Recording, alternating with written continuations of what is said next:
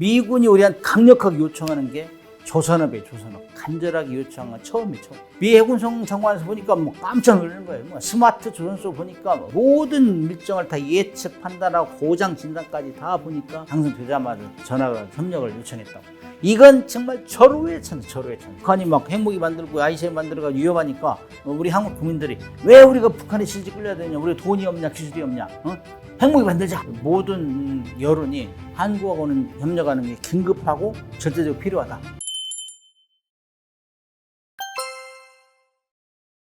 유사 이래로 한미 동맹은 세계 이 동맹 중에 가장 오래된 동맹 중에 하나예요. 세계의 동맹을 군사 동맹 맺는 게 통상 평균이 9년 6개월.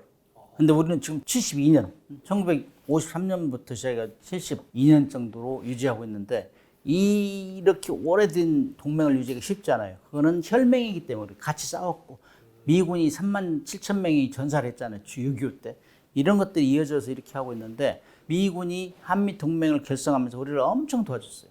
무기도 때로는 지원해주고 미군 철수하면서 무기한테 우리한테 인계하고 또 팔고 중고 함정 우리가 도입해서 쓰고 저 해군 생활할 때도 거의 다 중령 때까지는 미군 함정 탔어요. 미군 중고 함정 가져와가지고 구축함도 타고 그랬었는데 그 정도로 미군의 절대적 의존이 왔어요. 그러나 이제 한국은 미군이 도와준 덕분에 경제 발전은 엄청난 속도로 많이 발전했잖아요. 조선업도 2010년경 정도는 세계 1, 2, 3가 다 한국에 있어요. 이 정도로 했기 때문에 그것이 한미 동맹을 잘 유지하면서 군사비를 지출을 줄이면서 우리의 경제 발전을 시키는 원동력인데 거의 다 군사 분야는 미국에 의존을 했죠. 그런데 제가 전역하기 이전 때부터는 이게 이제 우리가 굉장히 군사력이 커진 거예요. 북한을 압도하고 미군하고 기술 수준이 대등해지고 그럼에도 불구하고 작전 교리나 운영 교리, 뭐 전술교 이런 것들 다 미군을 벤치마킹 했는데 미군이 우리한테 강력하게 요청하는 게 조선업이에요. 조선업. 최근에 들어서는 미군이 이렇게 동맹국한테 간절하게 요청한 건 처음이에요. 처음. 미국이라는 나라는 1920년대부터 그건 너무 거대한 땅덩어리고 국가가 크기 때문에 자기들끼리만 해도 먹고 산다. 문제가 없다. 우리 굳이 뭐 외국하고 협력할 필요 없다. 그것 중에 하나가 존스법이라는 거예요. 그래서 미군 내에 돌아다니는 연안에 돌아다니는 모든 선박은 건조도 수리도 다 미국에서 해라. 외국 필요 없어. 그거 이제 보호무역이지. 보호무역. 그럼 보호무역 하면 경쟁이 없으면 물이 고이잖아요. 응? 물이 흐르지 않으면 경쟁을 안 하면 발전이 안 되잖아. 대표적인 그런 것들을. 그래서 조선업에 투자를 안 했어요. 그 다음에 정부에서 지원해 줬어 또. 그러다 보니까 1980년대 레이건 정부 들어서는 지원을 끊었어요. 너무 게을러. 기술 혁신도 안 해. 그래서 끊어버렸다고. 그러니까 그 사이에 일본하고 막 중국, 한국은 이제 조선업이 계속 발전되는 거예요. 그 다음에 그렇게 인력도 부족하고 뭐 하니까 뭐 하나 수리하라면 수리도 못 해. 함정 건조하라면 건조도 못 해. 수리 들어가는 제대로 나오는 배가 없대요. 거의 40%만 나오고 나머지는 못 나오는데 제때 나오는 게 없대. 막 몇 년씩 늦어지고 막 확잠수함 만드는 2년 늦어지고 항공모함도 제럴드 포드 두 번째 배는 막 지금 3년 가까이 늦어진단 말이지. 이렇게 하면 답답하죠. 그러는 사이에 중국은 잠수함뿐만 아니라 수상함, 미국에 말하면 이지스 구축함 이런 것들을 벽돌 찍어내듯이 하는 거예요. 그러니까 2020년을 기점으로 해서 함정 척수에서는 미국을 앞서버린 거예요. 총 톤수는 지금 그래도 미국이 많아요. 2배 정도 돼요. 항공모함은 막 10만 톤짜리가 11척이고 그러니까. 그런데 전쟁이 일어나면 총 톤수도 성능도 중요하지만 여러 척에 대해서 싸워서 살아남는 배가 있어야 될 거 아니에요. 미국의 국기를 또는 중국의 국기를 달고 있는 배가 모래 많이 살아남아야 이겼다고 얘기할 거 아니에요. 그러니까 급하지. 그래서 중국은 계속 태평양 밖으로 나오려고 하고 자기 앞마당에 생각하거든. 미국은 자기 태평양은 자기 바다라고 생각하고. 근데 거기서 부딪히는 거지. 그러다 보니까는 뭐 미국이 가장 두려워하는 것 중에 하나가 중국이 돼버렸어요.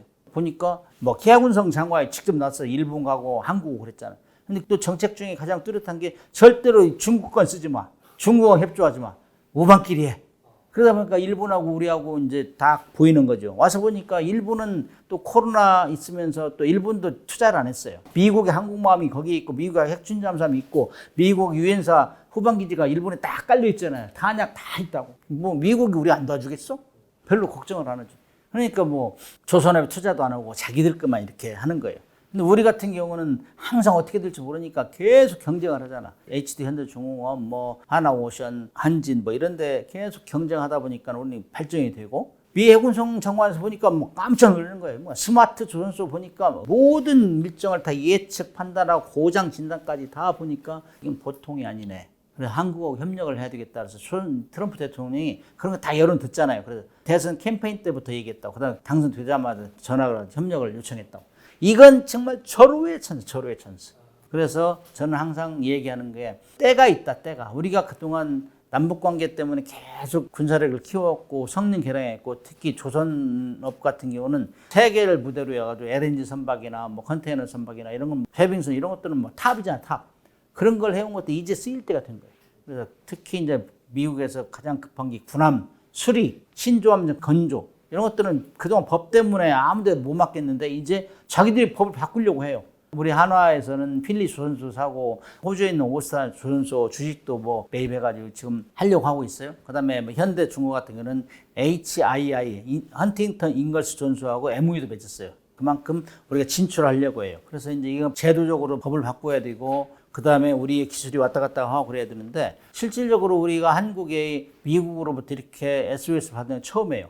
특히 우리가 이제 NCG라는 게 뉴클리어 컨설티브 그룹이라고 핵 협의 그룹을 만들었잖아요. 우리가 한국 사람들이 계속 북한이 막 핵무기 만들고 ICBM 만들어가 위협하니까 우리 한국 국민들이 왜 우리가 북한에 실직 끌려야 되냐? 우리가 돈이 없냐, 기술이 없냐? 핵무기 만들자. 이런 얘기가 막 나오니까 미국에서 핵무기 그거 우리가 계속 통제하고 있는 한미 동맹이 계속 만든다고 하면 어떡해. 너네 참아. 우리가 핵 확장 억제해줄게. 우리 핵무기를 막아줄게. 그렇게 하면서 막 계속 증강시킨 게 NCG예요. 핵 협의 그룹. 그래가지고 미국 주도로 매년 막 회의도 하고 핵무기 북한이 핵 쏠 경우 어떻게 대비하자 이렇게 핵 협의 그룹 NCG란 말이에요. 그럼 미국 주도로 했는데 이 조선업 같은 경우는 미국이 이제 우리한테 SOS잖아. Shipbuilding Consultative 그룹을 만들자. 우리가 주도적으로 한번 해보자. 우리가 기술을 줄 건 주고 받을 건 받고 그다음에 우리 공동으로 설계하면은 우리 같이 팔고 이런 거 우리 주도적으로 한번 해보자. 미국은 천주국 아니냐. 그 거대한 시장이고 세계 영향력도 있고 그러니까 우리가 주도적으로 한번 해보자. 제 의견이에요. 의견. 뭐 NCG와 비슷한 방법으로 SCG, Shipbuilding 조선이니까 Shipbuilding Consultative 그룹을 만들자. 이게 정책적으로 채택되기를 바라요. 그렇게 하면은 우리가 이제 미국도 좋고 우리도 좋고. 그러면 중국이 또 반발할지도 모르죠. 그러나 중국은 할 거 다 하거든. 중국은 자기들은 뭐 북한에 무기도 팔고, 그다음에 자기도 하고 싶은 거 다 하는데 우리는 왜 못해요? 그럼 우리도 그런 전략적인 지렛대가 필요하다. 그래서 우리가 이제 원자력 우리는 농축시설과 제철시설이 없어요. 그래서 다 사와요. 제철 시설도 못해서 제철에도 해외에 나가서 하고 그래서 돈이 엄청 들어요 우리가. 그래서 제철이할 프로트놀을 만들지도 못하고 제철을 못하기 때문에 그래서 우리는 핵무기도 못 만들고 뭐 이렇게 하고 있는 상황인데 이제 우리도 원자력 물질을 만드는데 자립을 해야 되지 않겠느냐. 일본 같은 경우는 비핵 3원칙을 주장한 나라고 핵무기는 제조하지도 않겠다. 보유하지도 않겠다. 들여오지도 않겠다. 이게 비핵 3원칙인데 그런 나라인데 미국은 계속 반대급부를 주고 1988년도에 한미일 원자력 협정할 때 거기에는 농축시설과 제철을 갖게 됐어요. 그건 다 반대급부를 줬다고. 우리도 지금 반대급부를 줘야 돼요. 미국에. 조선 협력해줘야 되고 기술자도 보내줘야 되고 기술 이전도 해줘야 되고 특히 뭐 군함으로 시작해서 LNG 선박이라든지 쇄빙선이라든지 그다음 컨테이너 이런 것들은 미국이 절대적으로 필요해요. 지금. 그래서 그런 것들을 지원해주고 하면은 우리도 반대급부를 받아야 될 거 아니에요. 그래서 농축시설하고 원자력 자립기술을 좀 줘라. 이렇게 주고받고 하는 이 전략을 세워야 된다. 그것이 저희 주장이고 지금 그런 때가 됐다. 이렇게 생각해요. 미국이 트럼프 대통령이 대선 캠페인 할 때부터 한미 조선을 협력을 요청한 부분이 첫 번째 단계가 군함 수리하고 건조 부분이에요. 그 다음에 점진적으로 확대되면은 뭐 LNG 선박이나 해빙선이나 컨테이너 선박 이런 걸로 갈 건데 지금 이제 양안 전쟁이라고 하죠. 대만을 이제 점령하려고 하잖아요. 그러면은 미국은 그걸 방어하려고 할 것이고 그렇게 되면은 미국은 원거리에서 와야 되잖아요. 그래서 한국 조선소나 일본이나 이런데 그다음 호주 이런 데를 끌어들여 가지고 중국을 억제해야 돼요. 그렇게 하다 보면은 항공모함이 본토에서부터 올라오면 얼마나 오래 걸려요. 그다음에 와서 또 함정이 손상되면 수리도 해야 되고. 이런 것 때문에 한국하고 일본하고 군함 수리 건조는 첫 번째로 협력을 해야 될 부분이에요. 그래서 이제 미군의 항공모함 전개가 이제 노폭의 네이벌 스테이션이 가장 큰데 그 많은 함정들을 자기들이 본토에서도 수리할 수도 없는 것이고 그래서 지리적으로 된 한국 전초기지로 한국과 일본을 나가서는 호주 같은 데로 활용하자. 이런 차원에서 트럼프 대통령이 얘기하는 거죠. 당선되고 나서 지금 미국의 군수 지원 함정 월리 쉬라고 4만 톤짜리하고 하나는 정비를 깨끗이 해서 보냈어요. 극찬이 했어요. 야, 완전히 새로운 배가 됐네.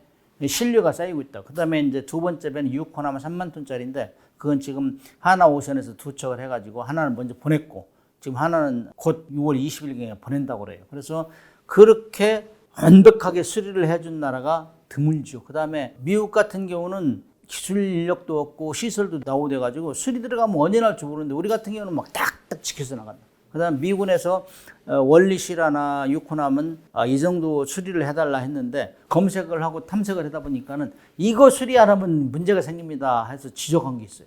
그래서 뭐 예를 들면 200억에 계약했는데 2배로 늘어난다 이게 수리비가. 그 정도는 우리가 이제 뛰어난 거죠. 이건 예측 정비를 해주는 거죠. 그 정도로 했기 때문에 신뢰가 쌓였고 그래서 나아가서 할 거는 이지스 구축함이나 핵추진 잠수함에도 할 수 있는 것이고 우리가 뭐 잘 발전만 된다면 경항모나 뭐 이런 거 같이 공동으로 설계해서 판매할 수도 있는 거죠.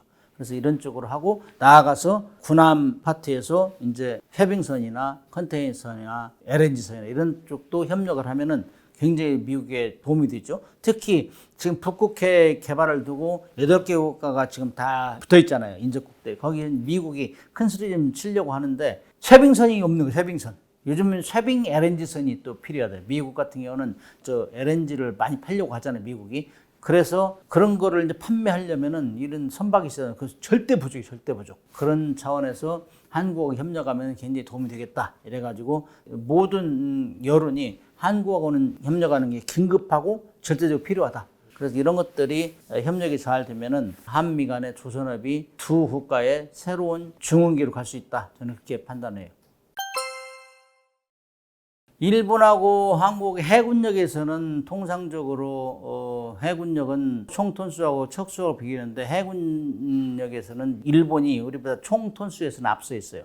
우리는 막 간첩선 잡는다고 조그마한 배를 많이 만들어서 척수에 앞서는데 해군력은 사실 미사일 기술이나 이런 건 좀 거의 대등한 수준으로 지금 유지하고 있고 근데 미국에서 지금 강력하게 조선업 협력을 요청하는 데가 한국하고 일본인데 일본 같은 경우도 투자를 좀 게을리해 왔어요. 최근에 들어서. 그다음에 기술자도 그 유지를 안 하고 그다음에 코로나 이 시기에 대해서 많이 감축을 했대요. 구조조정을 해가지고 지금 자국의 군함 만드는 능력, 군함 소유를 충당하기 바쁘다. 그다음에 일본하고 우리하고 틀린 게 우리는 뭐 컨테이너선, 뭐 대형 뭐 벌크선 이런 걸 많이 만들었는데 일본 같은 경우는 중소함정을 많이 만들었어요. 기술적으로 뛰어나니까. 그런 걸 많이 만들고 차이가 있는데 그다음에 일본 같은 경우는 재정적으로 좀 안정된 나라고 그래서 크게 욕심을 안 부리고 수출을 겨냥을 하죠. 예를 들면 글로벌 함정 수주력에서 2024년도에 통계는 중국이 69%, 우리가 15%, 일본이 7%였어요. 그만큼 일본은 거기에 신경 별로 안 써요. 그래서 조선 능력은 우리보다 좀 처진데 앞으로 우리 같은 경우는 뭐 미국하고 협력하고 특히 이제 호주의 오스탈 조선소, 필리 조선소 인수하고 현대 중공업하고 헌팅턴 잉글스 미국의 조선소와 협력하고 이런 것들이 이제 구체화, 가시화 되면은 한미 조선 협의 그룹, SCG, 쉽빌딩 컨설턴트 그룹이 만약에 구성된다면은 아주 고속으로 이제 발전이 되겠죠. 그러면 우리 조선 능력이 확장되고 일본하고 격차가 더 커지지 않을까 그런 생각을 합니다. 지금 전 세계는 냉전 시대가 끝났다고 해서 이제는 뭐 서로 으르렁거리지 않겠네 이렇게 했는데 신냉전으로 가고 있어요. 그거는 옛날에는 막 이념이 틀리고 그러면 공산권이다 미리 으르렁거렸는데 지금은 경제 전쟁이 일어나는 경제 무역 전쟁이 일어나는 거예요. 각국은 다 자기의 장점을 가지고 상대 이 협상의 지렛대로 활용하고 있다고. 제일 대표적인 게 중국 같은 경우는 히토류잖아요. 히토류 같은 경우는 생산을 뭐 70% 이상하고 정제는 90% 이상을 중국이 담당한대요. 이 모든 무기를 만드는데 히토류가 안 들어가면 안 된다 이거. 마치 반도체에 안 들어가면 안 되는 것 같이. 그다음 우리 같은 경우는 반도체, 메모리 반도체 1등이잖아요. 그다음에 뭐 배터리, LG 솔루션 배터리 같은 거, 조선 능력도 거의 1등을 부상하고 있잖아요. 미국 같은 경우는 뭐 반도체 설계 부분, 설계 소프트웨어 이런 게 1등이고 그런 걸로 막 세계 공급망을 질서를 재편하고 있다고. 그래서 거기에 가장 두목이 이제 미국이단 말이에요. 미국이 야, 너 필요하면 뭐 우리 지원해 줄게 막 다 조정하잖아요. 그런 것들이 국가의 전략 무기 또는 전략 물질이라고 할 수 있어요. 그래서 미중이 아주 첨예하게 대립되고 있는 것 중에 하나가 해양에서 지금 이루어지고 있다고. 그래서 해양에서 이루어지는데, 그래서 우리가 잘하는 거 이거를 우리 살짝 이제 좀 튕기면서 지렛대로 활용할 수 있는 지혜가 있어야 돼요. 반도체 안 들어가는 무기가 어디가 있어요? 그래서 우리가 과연 미국이나 중국에서 우리를 이래라 저래라 할 때 정말 나한테 이래라 저래라 할 자격이 있어요? 이렇게 따질 수 있는. 뭐 이거 나 반도체 공급 안 할 거예요? 예를 들면 이거 천천히 할게요. 이게 질질 끄는 거지. 이런 것들이 전략적으로 지렛대로 활용할 수 있는 거예요. 이런 것들을 국가적인 차원에서 우리가 생각해야 돼. 단순히 함정의 조선업뿐만이 아니라 거기에 들어가는 무기 뭐 과연 우리가 이 무기를 팔고 무엇을 지원해줘야 하면 저 사람이 우리한테 꼼짝 못 할까? 이런 것까지 다 고민하면서 하면은 미중이 아무리 피터지게 싸워도 우리가 견딜 수 있다. 특히 이제 대만 전쟁, 그다음에 남사건대 분쟁 이런 것이 일어나면 우리가 어떻게 할 것이냐. 우리가 무조건 한쪽에 붙는 것도 애매한 거예요. 국익이 1번이니까 트럼프나 시진핑 보면은 다 국익이 1번이 국익이 1번. 자기의 나라 이익 1번이지. 그런 걸 다 보고 전략적으로 어떤 거를 지렛대로 사용할까. 우리는 모든 것에 세계 10위권에 들어가 있어요. 그렇기 때문에 우리도 이제는 그런 얘기를 할 수 있는 때가 되었다. 그 중에 하나가 한미 조선업을 협력하면 우리가 어떻게 주고받을 것인가. 이런 거는 하나의 샘플 케이스가 되는 거죠. 미국이 나서서 이제 본격적으로 자기가 주도해서 할 수 있는데 기본적인 그 함정 설계를 이제 적용하는 거를 바로 이제 해줄 수 있는 나라가 동북아시아의 대한민국, 동남아시아나 뭐 다른 이렇게 뭐 나라들은 하지 못하는 거 우리는 이제 제대로 한다는 거죠. 미국하고 당장 전쟁을 이제 먼저 일으켜서 할 듯이 그런 모습으로 비춰지는 거죠. 목적은 대만을 접수하겠다. 대만을 침공하라고 하면은 이 정도 전력 가지고 대만 접수하고 대만 해군은 이제 경멸하는 데는 문제가 없다. 우리나라가 이제 소위 뭐 전투함을 건조하는 이제 시간을 이제 공표된 데이터가 있지 않습니까? 인터넷만 한번 뒤져도 나오니까 보통 2년에서 3년 사이에 만들어내요. 그리고 만들어낸 그 함정들이 근본적으로 뭐 시스템, 뭐 전자장비라든지 컴퓨터와 개통, 소프트웨어 전자장비가 이제 뭐 문제를 일으키는 거 있어도 근본적인 배 자체가 문제가 없는 거. 그리고 물론 이제 그 뭐 롤스로이스, 영국의 롤스로이스의 뭐 MT-30이라는 이제 새로운 추진 체계, 이거는 이제 뭐 10년 전에 등장을 했는데 이런 거를 또 적응하는데 시간이 걸리더라도 근본적인 배 자체의 문제, 그 건조해내는 문제는 없다는 거죠. 뭐 일본도 그렇습니다. 일본의 조선소도 마찬가지고. 그래서 기본적으로 이 다른 나라에 비교하면은 동남아시아나 뭐 다른 이렇게 뭐 나라들은 하지 못하는 거 우리는 이제 제대로 한다는 거죠. 그래서 그런 측면이 기본이 잘 돼 있다. 그래서 이런 거를 빨리 배를 만드는 게 우선이다. 그리고 안에 뭐 이렇게 넣는 전자장비든 무장 넣는 거는 그 다음에 이제 미국이 나서서 이제 본격적으로 자기가 주도해서 할 수 있는데 기본적인 그 함정 설계를 이제 적용하는 거를 바로 이제 해줄 수 있는 나라가 이 동북아시아의 두 나라밖에 없더라. 궁극적으로 이제 일본의 조선소는 그 이지스함은 또 여러 차례 다 해봤으니까 하고 있고 현재. 그래서 그런 측면, 그다음에 잠수함 중에 또 3,000톤급 잠수함을 해봤는데 그런 기술력을 보는 거죠. 이거를 이제 중국 상대로 견제하거나 경쟁할 때 있어서 두 나라를 다 활용해서 자기들이 어떤 이익을 얻겠다. 그래서 그런 측면에서 두 개 나라, 우리 대한민국과 일본이 거론되고 있는 거죠. 그리고 전 세계적으로 이렇게 배를 빠른 시간 내에 제대로 된 배를 아주 대형 뭐 10만 톤까지 만드는 나라가 드물죠. 사실 동북아시아의 대한민국, 일본. 그다음에 이제 좀 나중에 이제 급부상을 해서 큰 중국이 있죠. 그래서 이런 면에서는 가성비가 만들어내는 실력이 대단히 우수하다. 그래서 그런 측면에서는 선호할 수밖에 없고 지금 검증부터 하고 있는 거죠. 현재. 일단 미 해군 전력의 문제점이나 향후에 대한민국이나 일본을 이제 활용해서 전력 보강을 하거나 대체를 해야 되는 사업이 두 가지로 나눠집니다. 이 전투함에 있어서는 이제 이태리 설계도를 받아와서 자국화시킨 컨스텔레이션급 호위함이 있는데 그 이태리 기술이 적용된 함정을 이제 미국화 시키다 보니까 그 과정에서 안 맞는 게 많아요. 그래서 그거를 좀 수습을 하다 보니까 실제 그 함정 착수에 있어서 지연이 됐습니다. 이게 7,000톤급 이제 호위함인데 미사일 탑재. 그러다 보니까 이게 이제 중국이 저렇게 급성장하는데 해군 전력이 그래서 그거를 견제하기에는 뭔가 시간이 안 맞았기 때문에 이 부분을 이제 최종 목적지가 이제 이 컨스텔레이션 같은 본격적인 전투함의 하이급 바로 밑에 미디엄급이에요. 이게 주전력은 아니고 미 해군의 주전력인 알레이버크급을 약간 보조해야 되는 같이 이제 동반해서 작전을 해야 되는 7,000톤급이고 알레이버크급은 거의 뭐 그 이상이고 하다 보니까 이걸 어떻게 대처 하다 보니까 동맹국에서 이걸 해결하자. 우리 자체에는 또 여러 가지 함정들을 동시에 건조하는 게 많기 때문에 포화 상태 이게 너무 넘쳐난다. 그래서 이거를 이제 목적으로 불러들이고 의논을 하다 보니까 그럼 검증도 해야 되고 그다음에 작은 배도 만들게 해봐야 되고, 특히 우리 대한민국한테는 이 상선 어떤 기반, 상선 기준에 지원함, 그 대두가 됐는데, 지금 현재 좀 미 해군이 급속히 대처를 해야 되고, 뭐 향후 5년 내, 그러니까 트럼프 정권 하에서 건조해서 착수에 들어가야 되는 이제 함정들이 지원함이 제일 급해요. 그러다 보니까 이제 그 내용들을 찾아보니까 연료 공급하는, 그러니까 원자력 함정이 아닌 나머지 일반 재래식 함정에 대한 급유함, 그 현대화가 상당히 시급합니다. 그래서 현재 그 보유하고 있는 급유함이 헨리 카이저급이라고 해서 이게 15척을 보유하고 있는데, 이 연도별로 이제 건조한 시기가 따져보니까 제일 오래된 게 40년 전에 만든. 그 다음에 마지막 배가 15번 함이라고 할 수 있죠. 이게 30년 전에 건조한. 그러면 이제 앞으로 미래 더 써야 되는데, 기껏해야 10년 이제 바라볼 수 있는 거죠. 그 사이에, 10년 사이에 새로운 배로 대체를 해야 되는 거예요. 근데 이거는 뭐 아주 복잡한 시스템을 갖추거나 뭐 내부에 전장비나 무장이 뭐 들어가는 배가 아니기 때문에, 이거는 어느 정도 검증된 동맹국 기술, 그 조합 그 실력이면은 맡겨도 되는 거죠. 단, 미국에 와서 자기들 감독 관리에 만들어 다오. 그래서 지금 대두되는 건 실제 급유함 전력을 이 헨리 카이저급을 15척을 어떻게 대체를 빨리 할 수 있느냐, 5년 내에. 이게 지금 가장 큰 첫 번째 대두된 숙제고, 그러다 보니까 이제 상륙함도 이제 문제가 되고 있어요. 기존 전력이 또 부족하니까 더 만들어서 배치를 하다 보니까 일부 옛날 구형 함정이 있습니다. 그 휘드비 아일랜드급의 상륙 모함이 있습니다. 이것도 뭐 40에서 30년 사이에 만든 거기 때문에 이것도 대체를 해야 돼요. 그래서 이거를 생각해 보니까 자기들 설계 기술이나 내부 시스템 기술이 유출이 좀 제한적으로 안 될 수 있는 함정들을 고르다 보니까 이런 상륙함, LSD, 그 다음에 헨리 카이저급 같은 급유.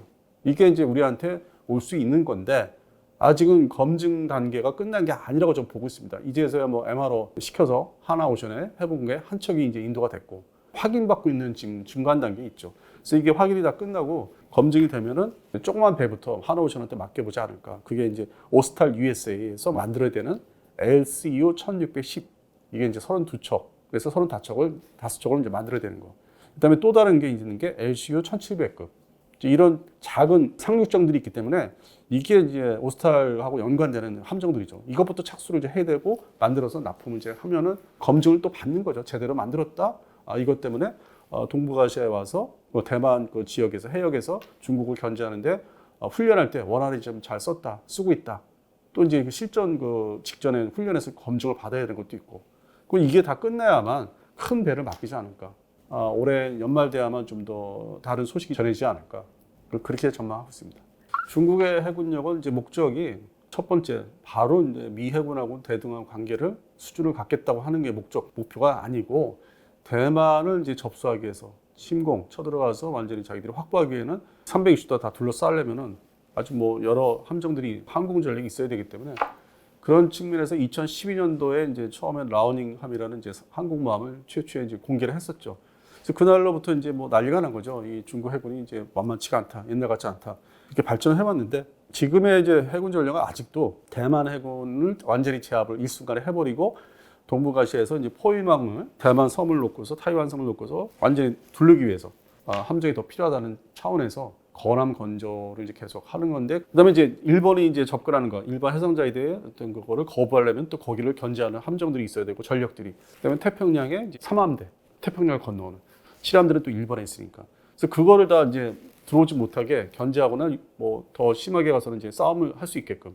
그리고 이제 호주 해군도 견제를 해야 되고. 그래서 그런 측면에서는 마치 그 미국하고 당장 전쟁을 이제 먼저 일으켜서 할 듯이 그런 모습으로 비춰지는 거죠. 목적은 대만을 접수하겠다. 그러기 위해서는 아주 뭐 대단한 해군 전력이 필요한 거죠. 그래서 뭐 가장 최근 기사는 이제 몇 년 내에 중국 해군의 그 주력 전투함들이 한 400척까지 이를 것이다. 이제 그런 전망하는 이제 내용도 나오긴 했었죠.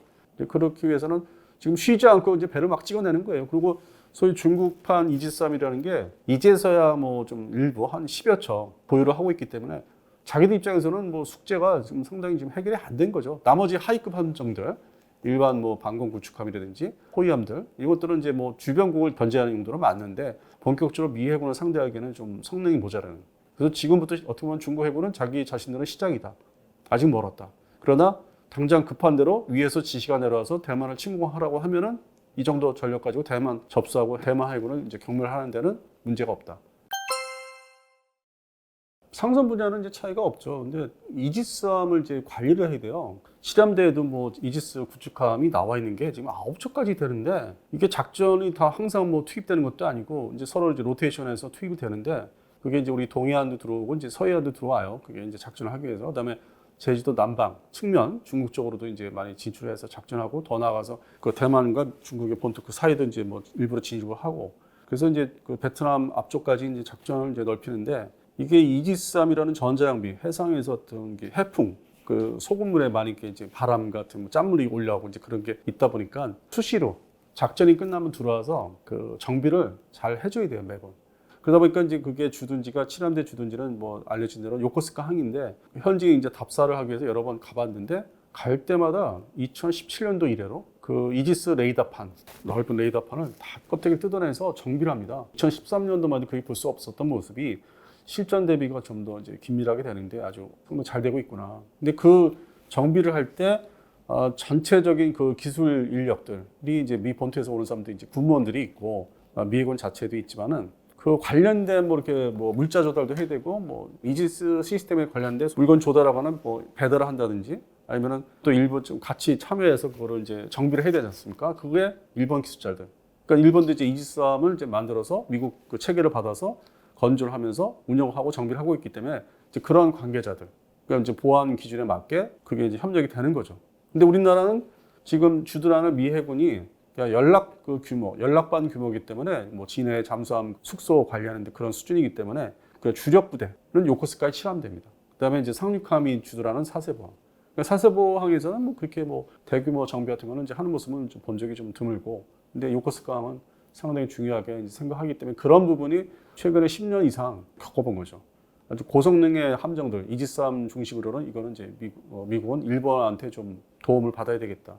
자기 이제 함정도 같이 공통성이 있고, 그다음에 최신 이지스함 시스템도 일본은 다 사주고 있고 도입을 하고 있고, 뭐 같은 이제 호환성도 더 높고, 반면에 대한민국의 이제 해군에서는 원활하게 어떤 기술에 대한 접근성, 정비성은 일본이 더 우수하게 보고 있는 거죠. 그리고 대한민국은 이제 배 자체 만드는 거를 빨리 만들고 튼튼하게 잘 만든다는 거고. 그래서 대한민국은 이제 이지스함 체계를 바로 직수입해가지고 장착하는 기술이 그게 이제 문제없이 이루어졌기 때문에 그 부분은 인정받는데 정비하는 단계까지는 이제 확인이 잘 안 되는 거죠.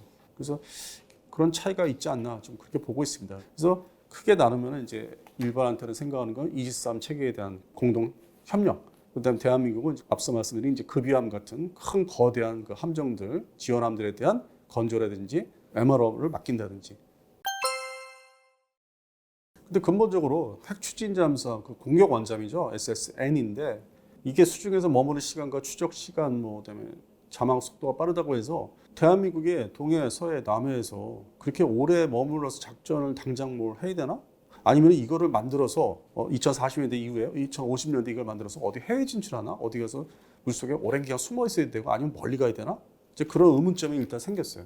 그럼에도 불구하고 이제 원자력 추진 공격 원잠을 이제 가져야 된다고 계속 얘기는 나오는데, 근데 뭐 언젠가는 도입은 이제 되기야 하겠지만은 지금 당장은 현실적이지 않다. 그것보다는 이 현실적인 대한민국 해군의 수중 전력의 문제점은 9척, 그다음에 3척. 그게 무슨 얘기냐면 장보고 일형이라고 해서 209급 독일제죠. 이게 9척이 있고 작은 거예요. 두 번째가 이제 2000년대, 2010년대 본격 다 전력화한 214급. 이건 1800톤급. 그러고 나서 3000톤급의 도산 안창호급이 이제서야 3척이 전료가 됐습니다. 그럼 옆에 나라 일본의 해상자위들 보면은 보유하고 있는 잠수함이 22척 체제인데 다 3000톤급짜리. 그러니까 오히려 내부에서 이제 그 근무하거나 작전하는데 뭐 여러 가지 좀 편리성이 있고 식자재도 뭐 튀는 것도 그렇고 여러 가지, 그다음에 승조원들의 어떤 그 뭐 잠자고 하는 그런 공간들, 그게 이제 비교가 안 되죠. 그러니까 원잠 얘기할 게 아니라 이 중잠수함 기본 배수랑 3000톤에서 만재 배수랑 4000톤짜리를 나머지 계획한 거를 6척이 지금 다 들어와야 되는데 그게 우선 돼야 된다는 얘기죠. 그게 소위 배치 1, 배치 2, 배치 3로 나눠지는데 현재 건조에 본격 도입한 거는 배치 2예요. 3척. 그다음에 배치 3는 그 다음에 또 3척을 만들어야 되고, 궁극적으로는 이 3000톤급 잠수함을 다 갖고 있어야 되는 작전 능력이나 화력 자체가 209급은 이제 한계가 있고, 기껏해야 뭐 일부 함에 전체 9척 중에 3척 정도가 이제 하프 미사일, 대함 미사일을 이제 발사할 수 있고, 214는 또 이제 뭐 잠대지를 운영할 수 있는데 이거는 뭐 파괴력이 큰 게 아니고 사거리도 그렇고, 그래서 뭔가 순서가 너무 좀 앞서갔다. 그래서 뭐 한 2040년대 후반부터는 이제 본격 거론은 되겠죠. 또 미국의 역할이나 입장이 좀 지금보다는 또 바뀔 수도 있으니까, 그러면 자체적으로 어떤 군사 안보를 책임져야 되기 때문에 그때 가서는 이제 뭐 어떻게 방해 세력이 없이 나라 없이 할 수는 있다고 보는데 지금은 좀 너무 이르다고 봅니다. 그런 상황입니다. 지금.